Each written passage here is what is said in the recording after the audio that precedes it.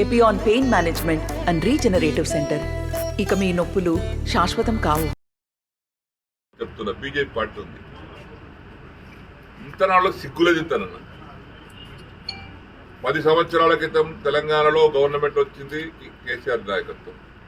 అదే 10 సంవత్సరాల క్రితం నరేంద్ర మోడీ గారు ప్రధానమంత్రిగా అక్కడ ప్రభుత్వం ఏర్పడ్డది. నువ్వు చెప్పు, రైతులకు ఏం చేసినావు నీ కేంద్ర ప్రభుత్వం ద్వారా ఒకటి చెప్పు, పేదలకు ఏం చేసినావో చెప్పు, యువకులకు ఏం చేసినావో చెప్పు, వృద్ధులకు ఏం చేసినావో చెప్పు, తెలంగాణ అభివృద్ధి కోసం ఏం నిధులిచ్చినావో చెప్పు.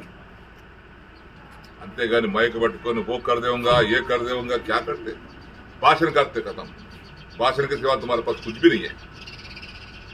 लोगों को बेवकूफ बना रहे भाषण देखो. ओ किसान भाइयों का आमदनी दुगनी बनाएंगा. कहा बनाएंगे दुगनी?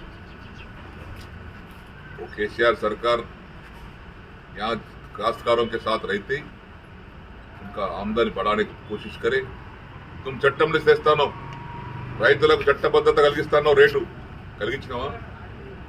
ఇప్పటికి పంజాబ్ హర్యానా వాళ్ళకి ధర్నాలు చేస్తూనే ఉన్నారు. 7వ చనిపోయారు రైతులు రోడ్ల మీద. భాషను మాత్రం పెద్ద పెద్ద భాషలు ఇస్తారు.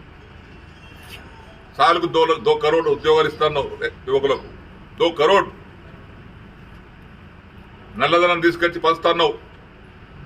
పంచిన 1 రూపాయి అన్న? నీ అదాని నీ అంబానీ నీ ఎంబడి ఉంటేవాడు నీ లక్షల చందాలు ఇచ్చేవాళ్ళకు 10 లక్షల కోట్ల రూపాయలు నువ్వు రుణం మాఫ్ చేస్తావు. బ్యాంకులు తీసుకున్న రుణాలు సంతకం పెట్టేసి మాఫ్ చేస్తావు నువ్వు. అదాని అంబానీకి 10 లక్షల కోట్లు.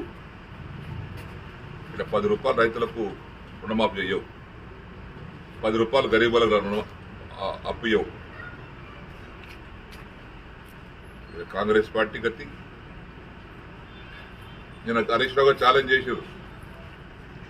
రుణమాఫీ ఆగస్టు 15 తారీఖు వల్ల రుణమాఫీతో పాటు నువ్వు ఇచ్చిన 6 గ్యారెంటీలు అమలు చేస్తే నేను సిద్దిపేట శాసనసభ్యుడిగా రాజీనామా చేసుకుంటాను అని అమరవీల స్తూపం దగ్గర పోయి కాగితం పెట్టాడు. రుణమాఫీతో పాటు 6 హామీలు. ఒక రుణమాఫీ అనలే, రుణమాఫీతో పాటు 6 హామీలు అంటే 13 అంశాలు ఉన్నాయి. అందులో తులం బంగారం కావచ్చు, కళ్యాణ లక్ష్మి తోడుగా ఆడబిడ్డకు 2500 రూపాయలు కావచ్చు. ఆగస్టు 15 తారీఖు వల్ల ఇవన్నీ అమలు చేస్తే మా హరీష్ రావు గారు శాసనసభ్యత్వానికి రాజీనామా చేస్తున్నాను నిన్న అమరవీల స్తూపం దగ్గర పెట్టేశాడు. నువ్వు పోయినావా? నువ్వు ఇచ్చిన రాజీనామా? నీ మాట మీద నీకు ధైర్యం ఉంటే చేస్తాను బాజాప్తా, నేను రాజీనామా చేస్తాను. హరీష్ రావు ఛాలెంజ్ స్వీకరించినవా? స్వీకరించలే, భయపడ్డు. ఎందుకు? నీ పట్ల నీకే విశ్వాసం లేదు, చేస్తాను నమ్మకం లేదు, అందుకే ఛాలెంజ్ స్వీకరించలే. నమస్తే అండి.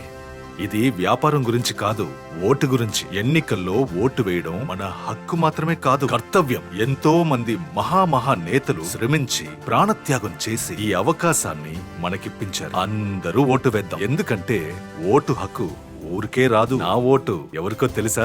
అది సీక్రెట్ అండి.